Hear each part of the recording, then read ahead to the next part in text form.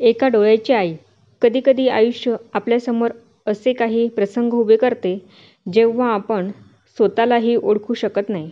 माझ्या बालपणाची ती एक आठवण, जी मी अनेक वर्ष मनाच्या खोल कप्प्यात दडवून ठेवली होती, आज पुन्हा डोकं वर काढते आहे. मी साधारणतः 7वी-8वीत होतो. लहान गावात राहत होतो. आमचं घर जुनं होतं, कौलारू. आई घरीच किराणा दुकान चालवत असे. पण तिच्यात एक गोष्ट वेगळी होती. तिचा फक्त एक डोळा होता. उजवा डोळा पूर्णपणे बंद, जणू जन्मताच झाकलेला. त्यात एक विचित्रपणा होता. त्यामुळे ती जिथे-तिथे नजरेस पडली की लोक पाहत राहायचे. शाळेत मला सतत तिच्याबद्दल चिडवत जायचे. एक डोळ्याच्या आईचा पोरगा, असं टोमणं माझ्या पाठीमागे वारंवार ऐकून यायचं. माझा आत्मविश्वास खचत गेला. हळूहळू मी आईपासून अंतर ठेवायला लागलो. आई शाळेत येऊन माझी चौकशी करायची, पण मी तिला पाहून चक्क तिथून निघून जायचो. एकदा ती शाळेत माझा डबा विसरली म्हणून आली होती.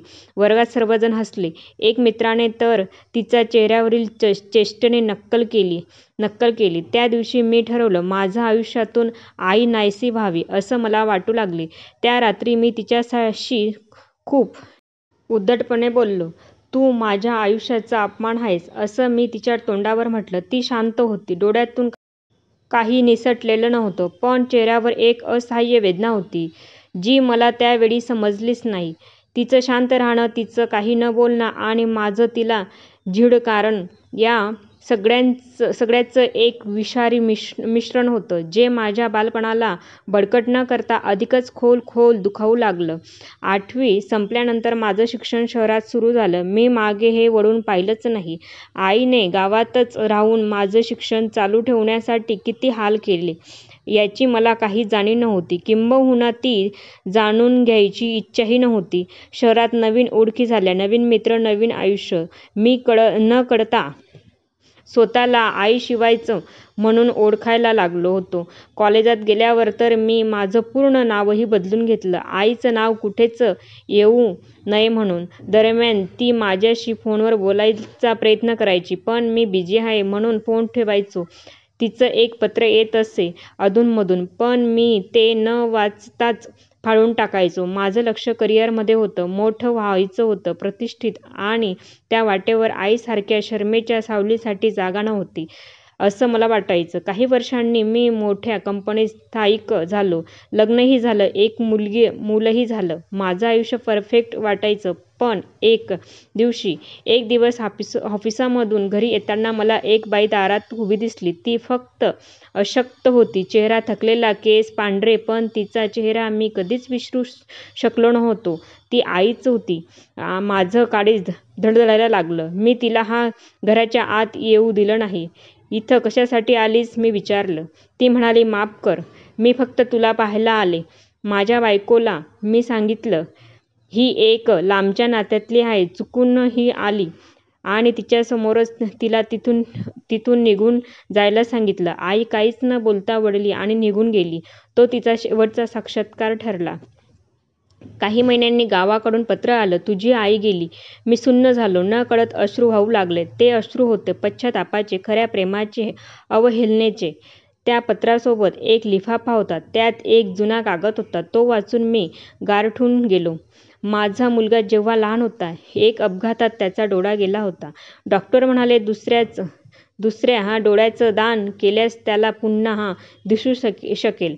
मी विचार न करता माझा एक डोळा दिला. ते वाचून माझं हृदय तुटलं. आईने मला तिच्या डोळ्याने जग दाखवलं आणि मी तिला संपूर्ण आयुष्यभर अंधार दिला. बऱ्याच वर्षांनंतर एक संध्याकाळ माझ्या आयुष्याला नवे वळण देऊन गेली.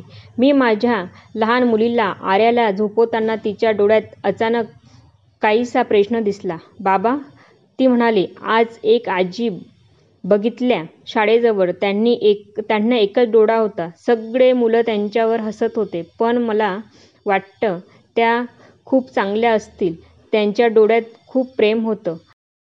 माझ्या छातीत काहीतरी हललं.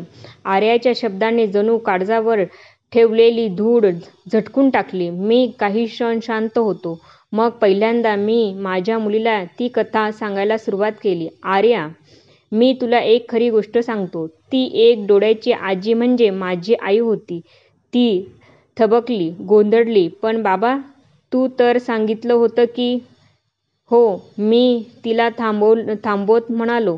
मी खोटं बोललो, कारण मला लाज वाटायची. पण मी चूक होती, खूप मोठी चूक.